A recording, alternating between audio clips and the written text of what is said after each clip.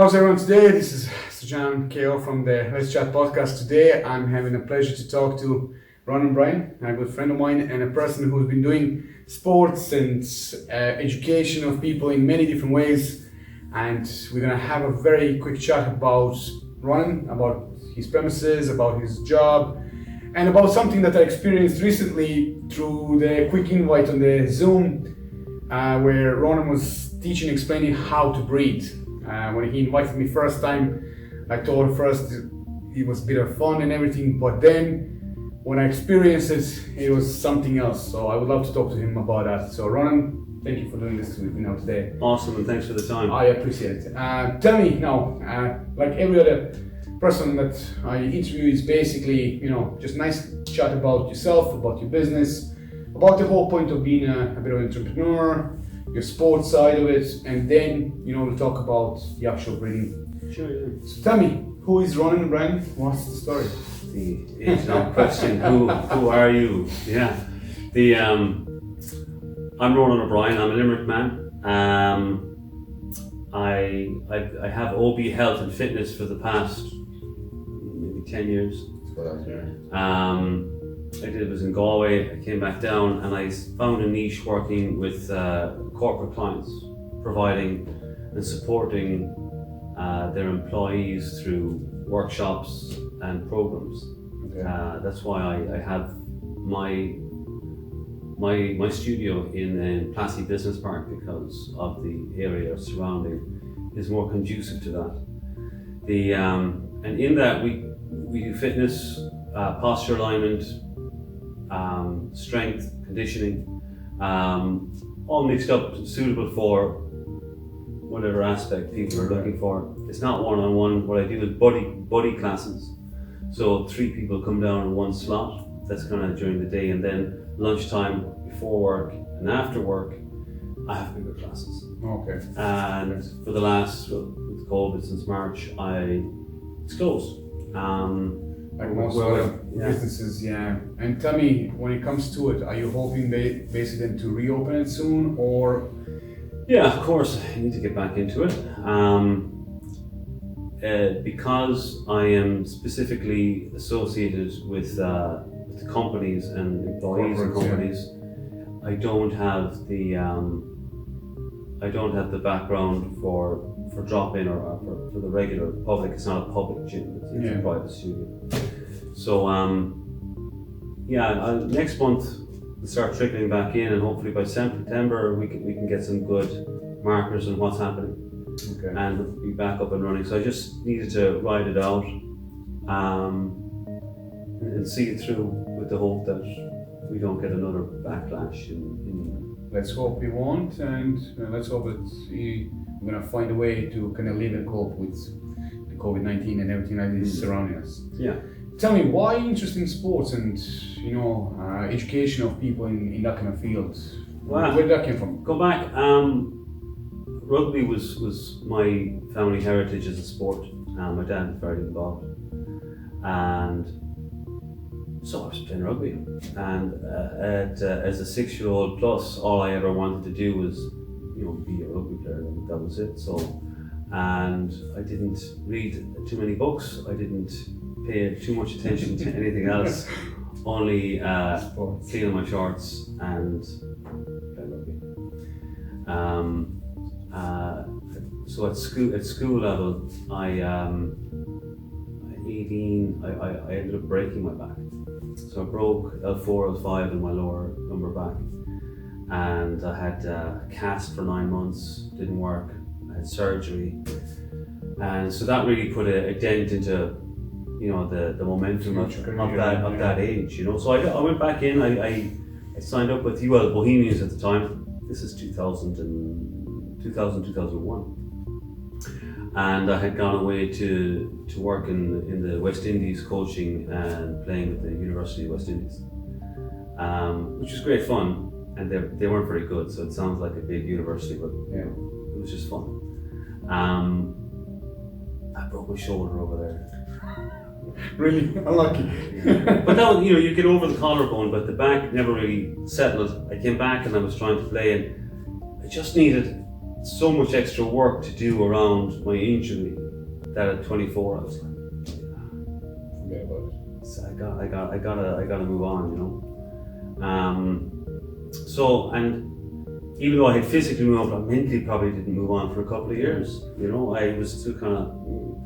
I did some coaching. I did some, and then the quest of, you know, getting my back right. And back then, all you had was physios or an operation. You know, now we have so much more.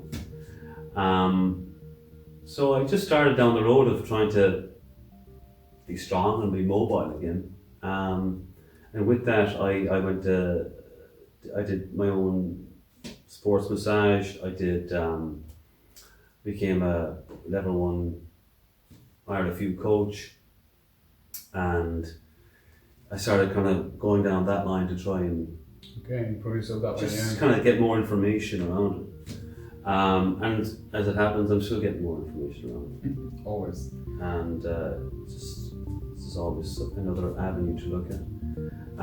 So that kind of brought me on a path where I was spending so much time in kind of a rehab state, or so in a strengthening state, not always doing it right, obviously. People started asking for help. So I eventually did my personal training, and then went on to do strength and conditioning, and that's the background I have with this. When did you do that? Here in Limerick or somewhere else? Yeah, I did it in Limerick. I did it in Limerick. I originally started working with a Duco gym in Galway, and that lasted a few months, but it wasn't for me. Then I kind of went out working on my own. I did those in Ireland, and I just started kind of moving on from there, and then looked for the niche in the corporate way, and started working with a company, Icon, and got a couple more companies on board, and kind of my clients are companies. Okay. So that was then the idea to start up basically OB Fitness here. Mm-hmm. Okay. And tell me, from that point of view, what do you enjoy most? Is it training with people, educating them, or just basically throwing yourself into the whole business side of it? What I enjoy most is encouraging people to be better versions. You know, and you know, that's not, you know, I'm not a trainer which is like, yeah, well, down, drop and give me 10, blah blah blah. It's about there's a much wider approach. There's a much meet you where you're at in that day. You know, did you have a shit weekend? Yeah. Right? Did you have you know, you're recovering from the flu? Are you just not have the energy today? Are you not sleeping well? And all those things start playing into like what your workout is like. Yeah. Instead of you know, ramming it home, just looking for the percentages on the chart all the time, because inevitably, you know, if people don't hold themselves to account and they're always coming to you, it's just a crutch. That's true, yeah. And I'm trying to empower people to make, you know, better decisions all during their week and for their family, instead of just coming here for a program where they get results and then don't know what to do. And you know, being in business for so long, that means that you are doing something right. Put it like that. So, is there any, we say, specific story that you would like to share of anyone that, you know, brought a tear to your eye, saying that, you know, they spend time with you and done certain things? Because, you know, when I speak with different trainers, you know, there's always like a couple of stories that makes them believe in what they do. You know, makes their life like, oh yeah, I know what I'm going into that gym every day. I know what I'm putting time and effort into it. So, is there anything like that in your case? Of course, you know, a big one is training some of the girls who have difficulty getting pregnant, and they, you know, by getting their physically in shape and stronger and regulating hormones and getting more just active within themselves around physical self-care, that they, you know, there was quite a few, you know. Okay. My brother Ronan O'Brien is a fertility coach, nutritionist, and so we'd often be working, I'd often lead his brain on looking for extra supplements or information. Definitely one aspect, people who've been in pain, and who've been like, they went to a physio, and there's amazing physios out there, and they got somewhere down the line, but in many cases, they weren't doing the work in the gym, or they felt too self-conscious in the gym to be going in with paper and doing it. So in this environment that they're able to do that and get it monitored and get it done. Okay.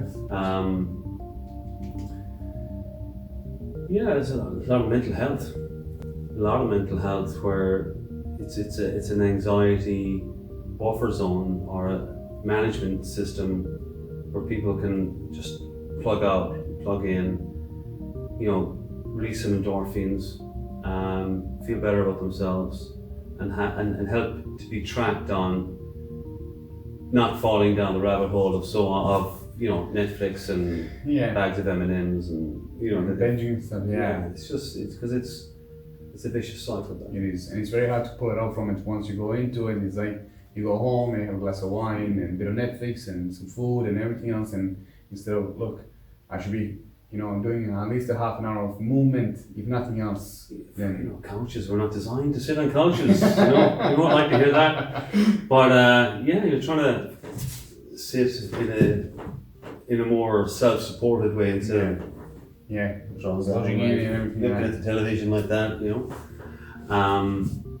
They're just small little things you're trying to bring in. If you bring in 2 things about movement, 2 things about nutrition, 2 things about sleep, things will change. Oh, I would say so, yeah. Things will change, Sleep is, if anyone is familiar with Why We Sleep, the book by Matthew Walker, definitely worth a read. Neuroscientist.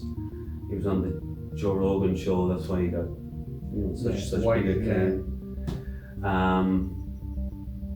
But he's just got some amazing facts on life expectancy and sleeping less than 7 hours.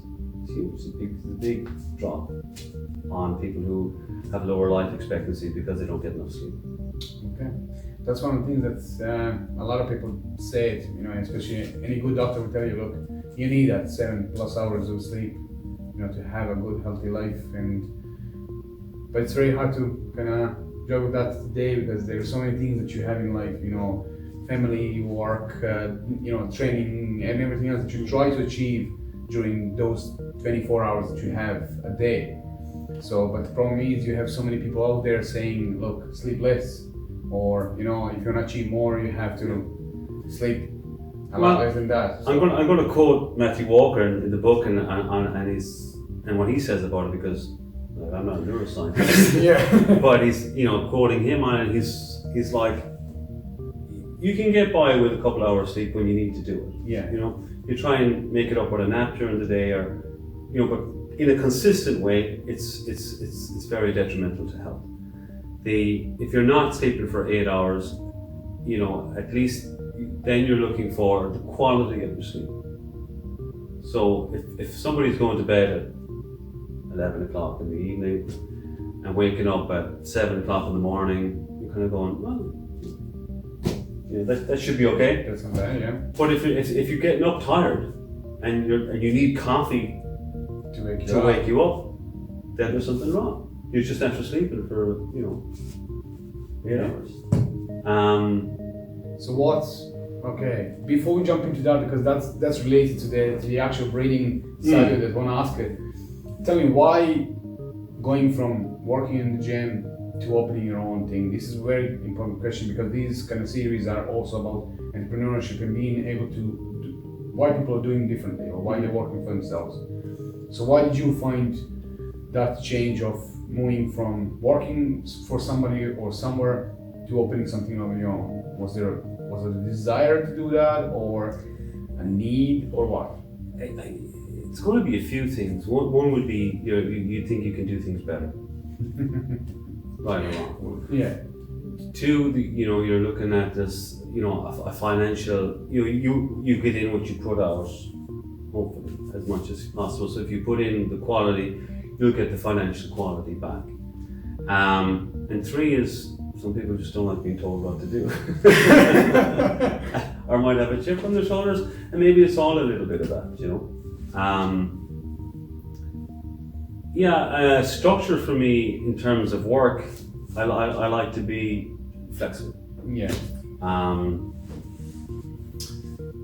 So I mean, just in that regard, it's probably a mixture of all of those things, between my personality, between how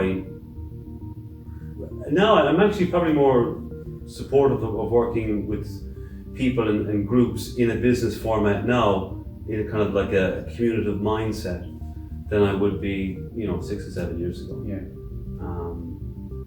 That's just where I find myself now. But I couldn't go working in a public gym, yeah. or looking like, going down that system. That's a young lad's game, Yeah. I'm branching off into different areas. One with, obviously, in the mainstream would be breath work, and how I've understood that to be a facilitation for people that is really, really underutilized and underknown about. Yes. No, I agree with you, because we can jump into that now. When you send, initially when you sent me that invite about, joining your group on Zoom and everything, I was like, first thing we hear, oh yeah, it's a breathing, technique or breathing training, and I'm like, breathing training, first thing initially it's like, what the heck, But then I took that with the open mind, and I was like, okay, you never know, maybe, I can pick up something new and I can learn something. So when when we joined in and you're already there prepared with the lads and everything else, and I came in and, when I asked you, what do I need? You said, look, you need a mat, and, you need, if you can, an eye mask or something that, you can cover in sleep, and you can actually go into the whole session. And I was like, oh, okay, look, I don't have an eye mask, but I have a bandana. And you're like, yeah, that's grand, off you go. So, when I came in and when I lay down, and first few minutes you feel like somebody's watching, this is just paranoia. Yeah. But after a few minutes, especially seeing the engagement of the other guys, because I kept the laptop close to me, I was trying to still keep an eye on them, and I was in an unsure state. Yeah. But it took maybe about 10 or 15 minutes, and then basically that was it. My whole mind just basically opened it, and I was gone. And it was nice, after a while I would open my eyes, because it was my first session, and I would look to see what the rest of the people were doing, and they were exactly in the same position as I was, actually in a lot more better position than I was, because they were with you for a while, and you can see they were so relaxed, breathing well, and I would say that 45 minutes or so, an hour? An hour, yeah. It was just mind-opening in one way or another, because when you think about it, exactly as you were saying, that hour helped me to breathe better and to just find that inner peace. And then I was able to go and sleep, and I slept only 5 hours, and it was more than enough, because I'm very bad when it comes to sleeping, and my wife is going to tell me the same thing. I can sleep 2-3 hours, I can't wake up and I go, and just the way I am. But then it comes to the moment where during the month, where it's one day when my body just shuts down, and that's not a good thing, and I know that, of course. So please tell us a bit about the whole breathing and why going into that. Why I went into it. I went to a session and I did a holotropic breathing, and I went in a little bit blind, didn't really fully know what it was. So holotropic breathing is a type of breathing that's designed by psychiatrist Stanislav Grof. And Stanislav Grof was one of the main psychiatrists on the study of LSD in the 60s. Okay. So when it was legal and they were providing LSD to do work with, and it's the most studied psychoactive in the world. There's lots of papers on it, and he was one of these guys himself and his wife. When they took the the use, when they made it illegal, he was getting all this massive work done, particularly in post-traumatic stress. And so he went away and back into the the native, into the yogi area, into the more traditional areas of understanding how breathing as a modality had been used in different cultures. Okay. And he came up with holotropic breathing. The results that he got out of it were just phenomenal. Really, he was able to achieve some of the same states of euphoria and of developmental work through the breathing as he had done with the LSD. Why is that? If you know what I'm asking now, is that through opening certain, new channels in your brain or in your body, or what? Because the LSD works one way as a improving your system with certain things, or allowing you to achieve certain states that normally you can't. So how did he succeed to do that with the breathing? So the type of breathing it is you're lying down and there's someone monitoring and watching, and that's the way they had done the LSD as well. It wasn't in a pub or with drink or anything like that. It was done very kind of therapeutic. So how he did the breathing, what he witnessed and what he catalogued with the breathing, and he started up upstate New York or somewhere where there was a place there, and kind of a group of minds that were looking to continue this work, and it was just getting amazing results, and how he was able to track back into the psychology. He's got really a lot of books and a lot of papers done on the psychology of being able to tap into the nervous system and how the nervous system holds the story of all your life and holds part of the story of your parents' life, your grandparents' life. It's called, it's transferred down in an epigenetic way, so an emotional genetic. A lot of this would be verified with many other speakers and consultants in the area, like Gabor Mate is one of them, Dr. Joe Dispenza, all doctors in the medical field, and how the epigenetic is passed down through your timeline. Okay. It's not a past life, it's the timeline of the genetic that is summoned, and how they looked at that in one of them I can reference would be the work that was done with pregnant women at the time of the Nazis' invasion of Holland. Okay. And how the trauma of the invasion affected the fetuses, affected the unborn children, and that group of babies had a lower life expectancy. Okay. And were more prone to certain genetic factors predisposing on it. Is that because of the stress itself? Or? It's because of the stress of the mother transferred onto the baby, and how that stress stayed on the baby into adult life. And because that wasn't addressed. It wasn't understood. It wasn't recognized or understood. No, but that's what I mean. So if that was happening today, we probably would be able to help or maybe change that kind of. It is happening. Sequence, yeah. And it's happening today in a much different way. We're not getting invaded by the Nazis. Yeah. But we're getting invaded by emails, or we're getting invaded by social media, or we're getting invaded by being in debt. Social media being a big one, on how, this I'm not good enough, buy this. I'm not skinny enough, buy this supplement, eat this, go here. And it's a constant bombardment of, you're not good enough, you need to do something else.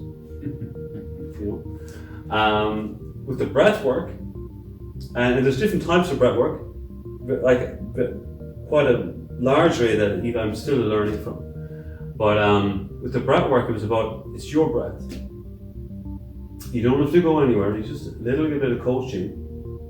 You can tap into it and help regulate your nervous system. And if you help regulate your nervous system, you sleep better, you digest better, you age better, and you have better conversation. Because you've got fewer levels of fatigue and anger and negative response. And would you connect that with meditation? It's a very similar way of meditation. So, I just wanted you to say that. Yeah.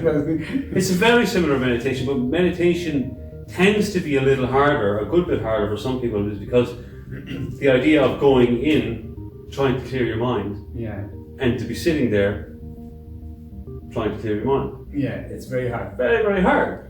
But you see, through training different traditional martial arts, in traditional martial arts like karate, judo, jiu-jitsu, they will be teaching you especially breathing techniques.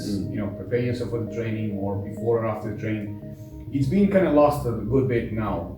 But before, I was doing karate 20 years ago, our trainer would spend at least 10 or 15 minutes each training us trying to teach us how to meditate, or actually how to breathe properly through your nose, relax, proper breathing from their point of view, because he was the one who was studying that way, and he was taught by them, Japanese and etc.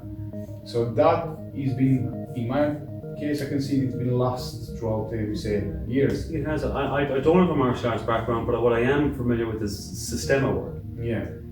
With the Russian martial arts system, and how their breathing techniques, are just, they're not having, when they're hit, they're not in pain, for instance.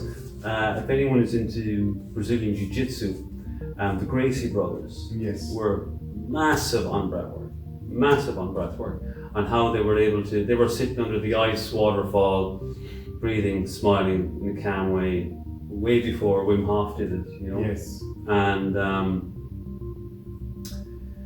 so it's a regulation of the nervous system. It takes you out of your mind as an anchor. You use it to take it out of your mind, to get away from your mind's thoughts, and because you've always got the breath to come back to. But what it's doing it's putting you into your parasympathetic. So sympathetic nervous system is your fight or flight freeze response. So in years gone by, if you got chased by an animal, a wild animal, you had to run really fast, or climb a tree, or get away, or you're in a fight, all those different aspects, and how those sympathetic responses saved your life. The sympathetic response that happens in today in the Western world is different. We're not trying, but the nervous system doesn't read it anything. Okay. It's still reading danger. It's still reading that heightened levels of cortisol, which adds to abdominal weight. It's still reading the adrenal system is fatigued, so you're having adrenal fatigue systems. The knock-on effect your immune system. The knock-on effect your fertility. There's many. A lot of stuff, yeah. And that's how stress impacts us now. And when you don't have a way of self-regulation for your stress, you start falling down that hole. People use it,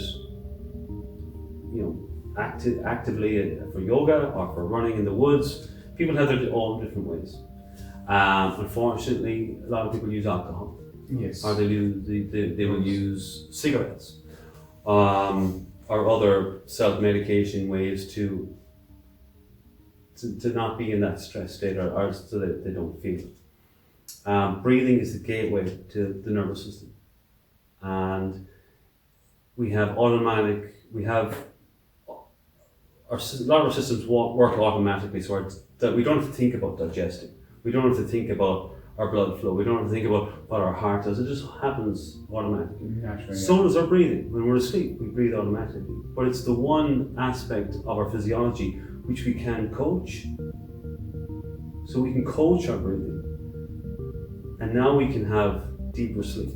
Now we can have enhanced oxygenated systems. I often like to use the talk about free divers. Yes.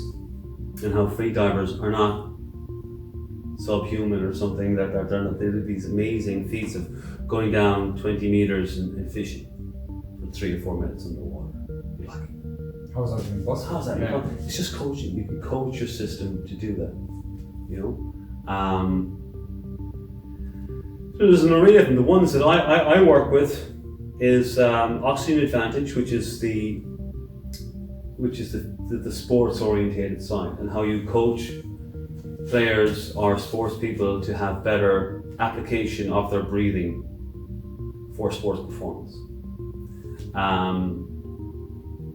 The other side of that, and it shares some similarities, is the Buteyko breathing method, which is from Dr. Buteyko was a Russian doctor, and that would be mostly used in clinical settings. People who would have sleep apnea, sleep disorders, asthma, and we have a huge asthma population in Ireland. Yeah, that's true. COPD,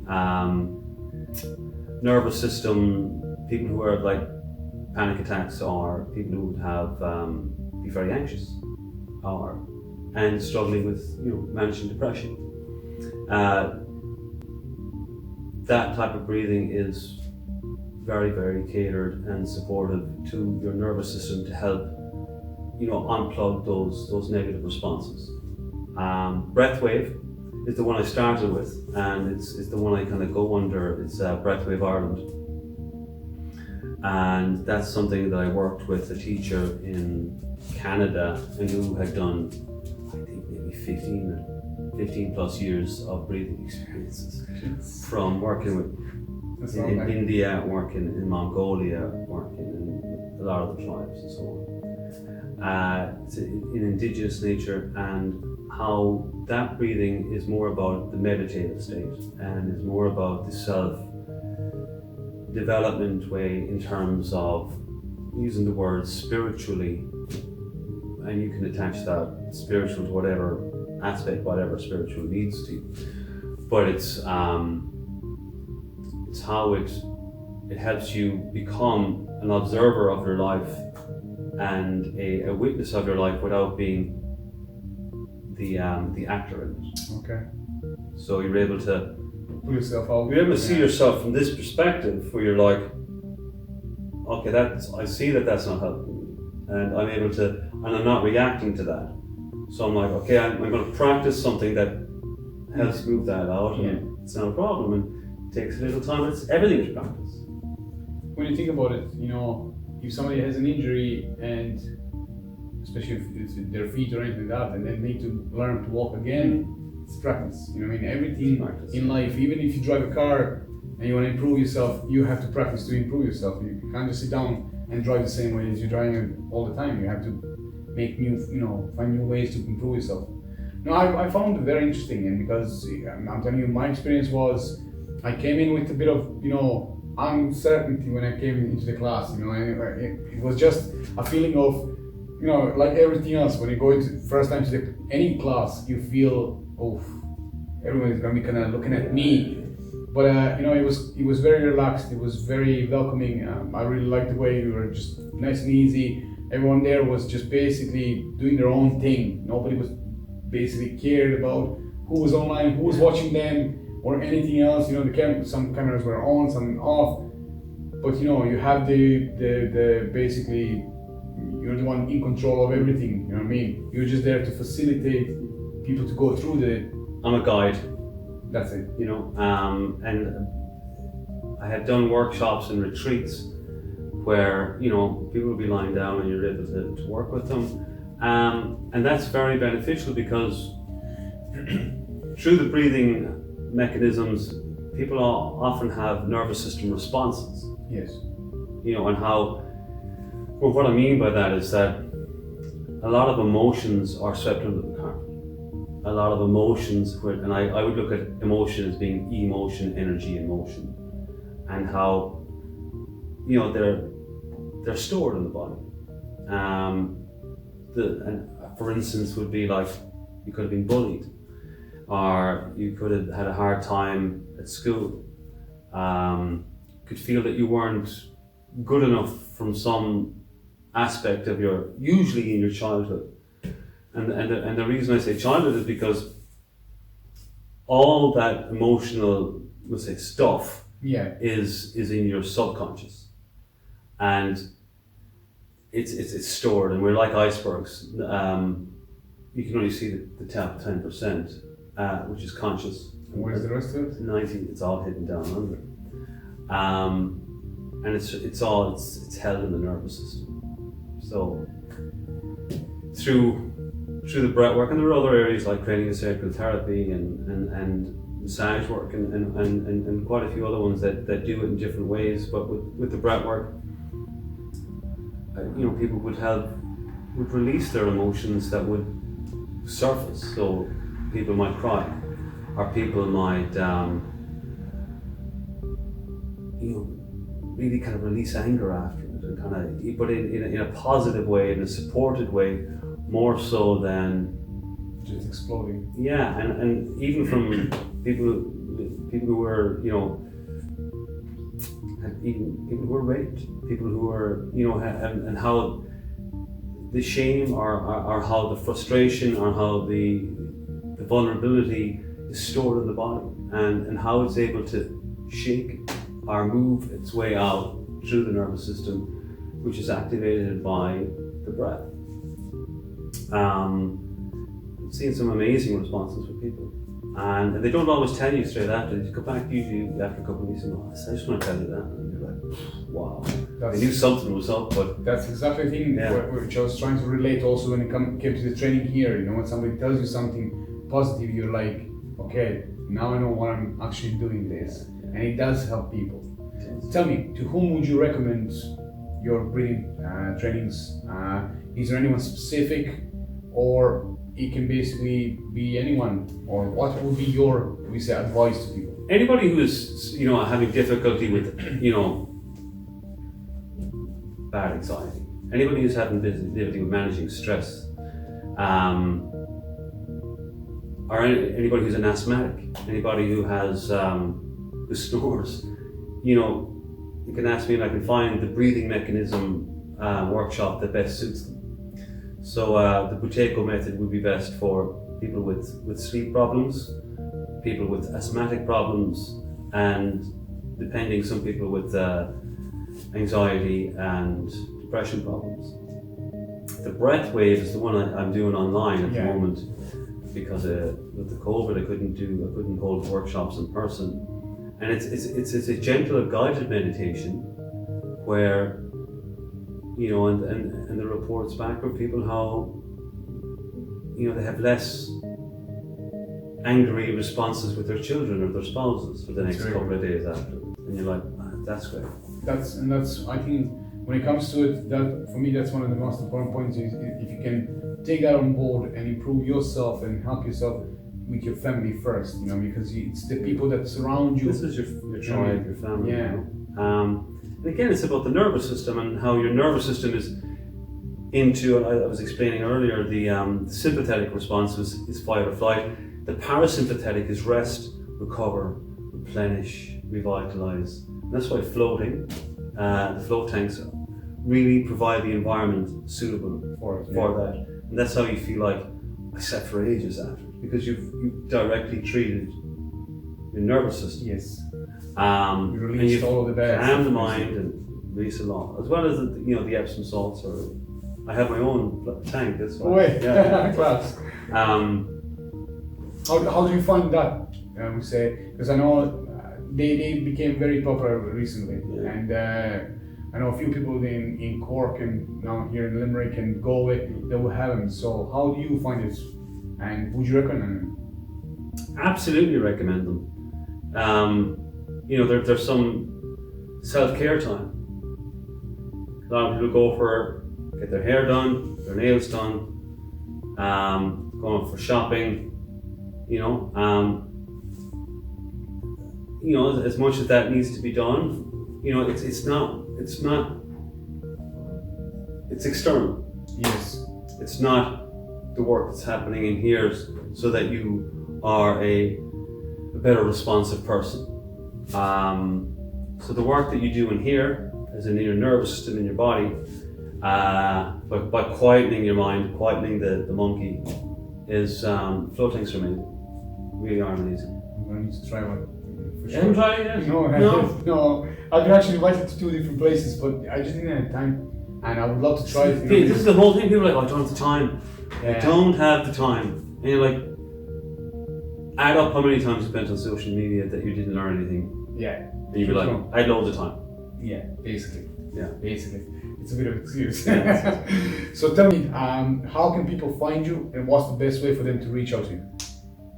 I'm happy for anyone who wants to come in and try on the BreathWave work on Wednesday evenings. It's donation based, and there's still, if you don't have the ability to have a donation, that's not a problem, so come on.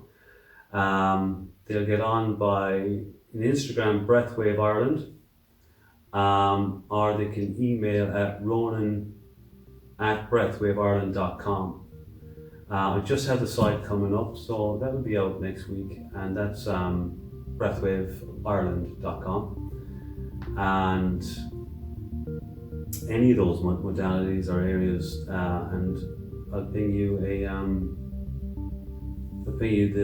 the Zoom link. You know, Yes. And by all means, just come in and try that. If you're looking at something more asthmatic based or something more clinical based, still you can contact me through those areas, and we'll set up a meeting either in person or online if needs be. Okay. And I have audio exercises that I'm able to give out to people, and that have that they follow either when they're walking, or they follow just little exercises. Yeah. And it's funny, people are like, take a big breath. So if I asked you to take a deep breath, how would you do it? Usually I'm trying through the nose now Yeah. after listening your stuff, but before we So usually big breath is yeah. that, and often if you are stressed, or if you're in a kind of a really angry way, it was just relax, take a big breath. That's not the breath you want to take. Okay? Breathing into the parasympathetic is what's going to bring your reactiveness down, and that's very diaphragmatic, and unfortunately that's not used quite enough Or properly. I think we breathe into our lungs, we do. But when you're breathing into your diaphragm, think of your belly button goes right around. It's like, so your shoulders and your chest maybe move a little bit, your rib cage move a little bit, but your shoulders shouldn't move when you breathe. Should all be just like a balloon down here, like a little balloon down here. One of the other points about mouth breathing, and it's funny, check out mouth breathing on just in the Collins Dictionary, and the definition. This means stupid person. Go away. Yeah, mouth breathing, stupid person is in the dictionary. And how that came around is like, you can like slack jaw, and how the mouth is open, and how your attention, because you're not having a good carbon dioxide distribution within the lungs, and you're just what's called replacing the dead air with new air, you're not getting vitality into your brain or into other aspects of your physiology, and you become across as being less intelligent than you may be. And it's like, it's just a lot of facial structure, you can tell by that as well. So people, and kids especially, if they're breathing or they're snoring or have to wake up because their mouth is so dry, there are aspects with the Buteco method which are very supportive with that. We use a kind of a tape to help suggest in the fascia and the mouth to keep it closed. And like after a couple of weeks, the kids are different, their attention level is different. Their mouth and tooth development is in jeopardy when they mouth breathe. Really? Yeah. Jaw alignment comes forward. So a lot of myofascial, and a lot of dentists would be supportive of the Buteco method, especially after getting work done. That you don't want to be like going panting. The breathing should be always through the nose, to the diaphragm, and it's a habit that you can create. Okay. No, as I said today, the whole point of the chat was just basically explain who Ronan is, what's the story, and to explain about the breeding, where and how people can actually find you. Because as I said, I really and truly enjoyed it, and I'm hoping to do it again. And I would recommend to anyone to jump on that. What I'm going to do is, by the time the video is edited and sorted out, your website is going to be alive. And then I'm going to be sharing, all the links about yourself, about the place here, about the breeding, and people will be able to find you and reach out to you. And then I'm hoping that they're going to see the benefits that they can actually get from it. I do some company talks and some corporate talks, some group talks, just of the awareness of it. So one of the first responses I get from people is like, sure, you're telling me how to breathe, I'm alive, aren't I? Yeah. And you're like, yeah, but like, if you take that from a nutrition point of view, I'm alive, aren't I? Yeah, you're eating crap food and you're alive. How alive do you want to be? Yeah, that's true. And it's the same way with breathing and how it can really impact your mental, physical and emotional responses. To everything, yeah. No, as I said, I'm telling you, I was amazed how much only that hour brought up to me, and it brought actually certain memories from the training that I had before, the way we were taught to breathe and take that on board with competitions and everything else. Plus, dealing through certain stressful situations, the breathing does help you to calm you down, to give you that. Anybody who's watching it who does yoga nidra, pranayama, they're all they're on for hundreds, thousands of years. Yes. They were recognized for a long time. We're just putting different captions and certificates with them now as well. That to provide a better way of explaining it to the people in the 21st century. True too. Is there anything else that you would like to say for us? No, I hope you got to the end of this and we haven't overblown your mind about breathwork. But thank you. Ronan at BreathWaveIreland.com or BreathWave Ireland on Instagram. And thank you very much. Thank you, Ronan. It was an absolute pleasure to have you. Guys, as I said, I'm going to be sharing all the information about Ronan. You can find it in the video description. If you need anything, please reach out to Ronan or reach out to myself and I'll point you to the right man. Anything else, any comments, any questions, we're always up for it. Thank you for watching and I hope you enjoyed today. Regards from the Srdan KO. Ciao. Nice.